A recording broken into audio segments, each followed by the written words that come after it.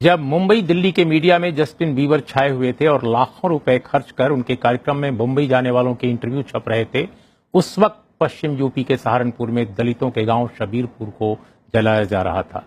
Police की मौजूदगी में घर के घर उजड़ गए, साइकिलें, डब्बों में रखा राशन, कढ़ाई में बनी सब्जियां, अंबेडकर की किताबें और बच्चों के बस्ते भिजल कर खाक हो गए।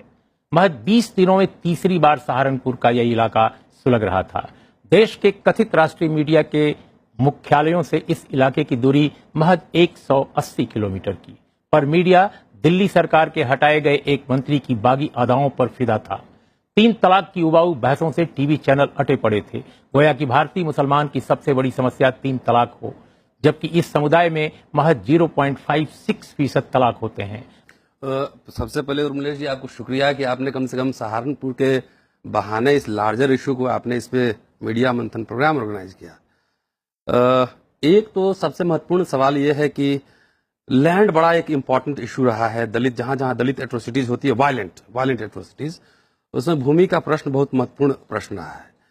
लेकिन मैं थोड़ा सा, चूंकि मीडिया मंथन का प्रोग्राम है, तो मैं थोड़ा सा मीडिया पे आपको बिल्कुल ले जाना चाहता हूँ कि मैंने अपनी पीएचडी की है, तो उसमें एक पूरा चैप्टर मैंने पाटलिपुत्र अखबार पे लिखा है। 1914 में पटना से निकलती थी।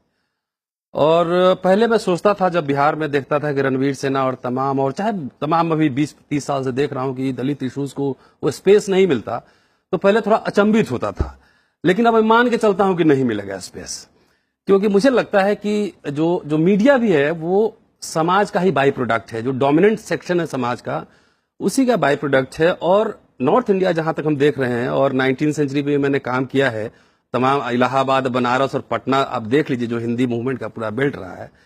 तो लार्जली मैं कह रहा हूं, अमूमन जो भारतीय जो नॉर्थ इंडियन मीडिया है, वो हिंदी, हिंदू, हिंदुस्तान के मोड से भी बाहर नहीं निकला है। चूंकि हिंदी, हिंदू, हिंदुस्तान में एंटी मुस्लिम फीलिंग भी था और एंटी दलित फीलिंग भी था। तो आपको वो रिफ्लेक्शन मीडिया, चाहे जितना भी आप हाई टेक्नोलॉजी आप लगा लीजिए, जहां पे मीडिया में जात पूछे बगैर, जाने बगैर, कम से कम कह लीजिए जाने बगैर नौकरी नहीं मिलती है। तो ये सब खुली सच्चाई हम सब जानते हैं। 2 दशक हमने भी पढ़ा लिया, कई मीडिया के। तो इसका क्या कवरेज पर भी असर पड़ रहा है इस सच्चाई का? जाहिर है, जो सोच लेकर आप जाएंगे मीडिया घराने में, जो काम करेंगे, वो सोच तो रिफ्लेक्ट होगा ना। और कई टीवी चैनल ऐसे मैं तो देखता नहीं, खाली हेडलाइंस 1-2 टीवी चैनल है, अभिज्ञान जी बैठे हुए हैं, हेडलाइंस देखता हूँ, इंपॉर्टेंट समाचार कोई दिखा तो देखता हूँ, अदरवाइज कई तो मदारी टीवी चैनल है। तो मदारी टीवी चैनल को ये कहते भी हैं कि हम 4th पिलर हैं स्टेट के।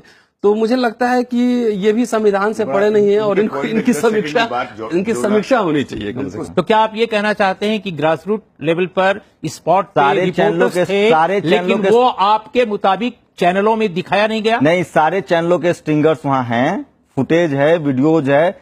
जो डिसीजन मेकर लोग हैं, जो संपादक हैं, जो सीनियर प्रोड्यूसर हैं, वो अपने स्तर से फैसला करते हैं, वो खबर नहीं चलवाते हैं। मेरी बात मैं आपकी बात समझ गया। दूसरी बात जो मैं आपसे पूछ रहा हूं, इस सवाल का जवाब दें कि शब्बीरपुर में क्या पुलिस मौजूद थी? अगर थी और आपने घटनास्थल पर जाकर देखा, तो पुलिस का क्या रोल था? क्या ये बात मीडिया में आई है?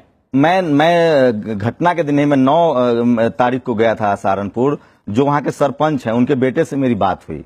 उन्होंने कहा कि मेरे फादर ने 2 दिन पहले पुलिस को इन्फॉर्म कर दिया था कि लोगों का जमावड़ा लग रहा है। जब मैं वहां गया, जो विक्टिम थी, महिलाएं थी, मैंने उनसे बात की, तो उन्होंने कहा कि आगे पुलिस वाले थे, पीछे पुलिस वाले थे। 5 दिन, सुबह 10 बजे भीड़ आती है और वो शाम 5 बजे तक लगातार, क्योंकि 50 से 60 घरों में 10 मिनट 1 घंटा के अंदर हमला नहीं हो सकता है। एक महिलाओं को घर से खींच कर नहीं मारा जा सकता है, उसके लिए टाइम चाहिए। एक पुलिस वाला जिससे मैं बात करने की कोशिश कर रहा था, उसने मुझसे तमाम अपनी नौकरी की और सारे हवाले दिए। उसने कहा कि भाई साहब, बताना तो बहुत कुछ चाहता हूं, लेकिन बता नहीं सकता, क्योंकि मेरी नौकरी है, मेरी मजबूरी है। और ये सच्चाई है जो मुझे विक्टिम्स ने बताया, जो वहां के इंजर्ड लोग हैं उन्होंने बताया। मैंने अपनी आंखों से तो नहीं देखा, लेकिन जो विक्टिम्स ने बताया उसके अनुसार आगे भी पुलिस वाले थे, पीछे वाले थे, और पेट्रोल बम बोलते हैं उसको, वो लिए हुए थे, तलवार था, और मतलब लोग फायरिंग कर रहे थे, गोलीबारी हुई। रतनलाल, मैं ये जो भी ब्यौरा ये दे रहे हैं, उससे आपको क्या लगता है एक समाजशास्त्री हिस्टोरियन के रूप में, क्या इसके पीछे कोई राजनीतिक कोण भी है, कोई पॉलिटिकल एंगल है क्या? क्योंकि चुनाव तो खत्म हो गए, शायद नगर निगम वगैरह के चुनाव, स्थानीय निकाय के चुनाव आने वाले हैं, लेकिन इसमें एक नया पहलू उभरता है कि जुलूस निकालना, शोभा यात्राएं निकालना महापुरुषों के नाम पर, कोई नेशनल, कोई रीजनल, कोई जातीय ध्वजवाहक इत्यादि इत्यादि। ये जो ट्रेंड है, क्या प्रशासन इनके लिए एक अख्तियार नहीं कर सकता है, एक नजरिया कि भाई हम कब निकालने दें, कब न निकालने दें, क्यों निकालने दें किसी भी बात पर शोभा यात्रा? झारखंड में हमने देखा है, जबकि रामनवमी के जुलूसों में हमेशा दंगे होते रहे हैं। तो ये जो हिस्ट्री है, क्या लोगों के सामने नहीं है? क्या आपको लगता है कि मीडिया का दबाव नहीं है, मीडिया रिपोर्ट नहीं कर रहा है इन चीजों को, इसलिए ये हालात खराब हो रहे हैं? ये जो प्रश्न है ना, ये मल्टीपल एंगल है, इसमें एक एंगल से नहीं देख सकते हैं।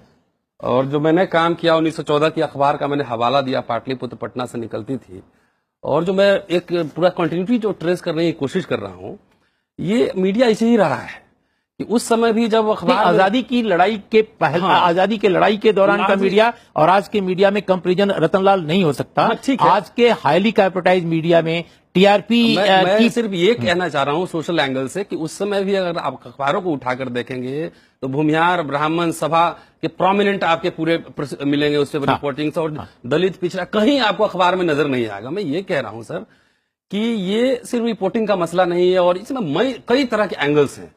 और मुझे लगता है जो दलित प्रश्न है, चाहे जिस तरह से कम्युनलाइजेशन हो रहा है पूरे सोसाइटी का और कल्चर का, ये खाली पॉलिटिक्स उसका बाई प्रोडक्ट है। तो आपको जो इसके सवाल, इसके जवाब, आंसर कहीं और भी ढूंढने पड़ेंगे। और जाहिर है कि जो लोग जिस माइंडसेट के साथ जो मीडिया घरानों में जाते हैं, चाहे जो जुडिशरी में जाते हैं या पार्लियामेंट में जाते हैं या विधानसभाओं में जाते हैं, चाहे एग्जीक्यूटिव में होते हैं, एसपी होते हैं, थानेदार होते हैं, तो आपने प्लेटफॉर्म चेंज किया है, लेकिन माइंडसेट आपका तो वही है।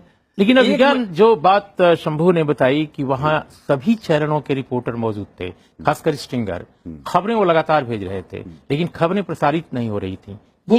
ये क्या पहलू है? क्योंकि जो इंटरनल डिसीजन मेकिंग, फैसला लेने का जो सिस्टम, और कहने में अब किसी को ना शर्माना चाहिए ना हिचकिचाना चाहिए। विनोद बैठे हैं, कमलेश जी, आपका मैं बड़ा सम्मान करता हूं बरसों से। अब तो क्या ट्रेंड कर रहा है किस घंटे में ट्विटर पे, वो आपका बड़ा फोकस हो सकता है। अब नेचुरल है कि अगर विन डीजल भारत आ रहा है और जस्टिन बीबर आ रहा है, तो ट्रेंड तो वो ज्यादा कर रहा होगा। तो हो सकता है कोई महाशय उस ट्रेंड को देख के निर्णय कर रहे हैं। अब सहारनपुर जो है, जैसे पुरानी बात इन्होंने उठा दी और बड़ा अच्छा पॉइंट इन्होंने रखा है, तो अब दलित की कहानी और दलित के उत्पीड़न की कहानी तो ट्रेंड नहीं कर रही है। तो ये जो इसका नाम अब ट्रेंड पिलर रख देना चाहिए, trend pillar, not fourth pillar. हकीकत है। लेकिन विनोद, बहुत महत्वपूर्ण बात अभिज्ञान ने कही कि ट्विटर तय कर रहा है कि क्या बहस हो, क्या रिपोर्टिंग हो, फोकस कहां हो। मैं समझता हूं कि समय की सीमा के बावजूद आप चारों लोगों ने बेहद महत्वपूर्ण सवाल उठाए हैं, और सवाल इस बात का है कि क्या मीडिया इन सवालों को स्वयं शिद्दत के साथ महसूस कर रहा है, वो ये क्या फील कर पा रहा है कि समाज में विभिन्न कोणों से उस पर भी सवाल उठाए जा रहे हैं, उसके कवरेज पर, उसकी सोच पर, उसकी संरचना पर। इसी टिप्पणी के साथ आज की चर्चा का हम समापन करते हैं। देखते रहिए राज्यसभा टेलीविजन।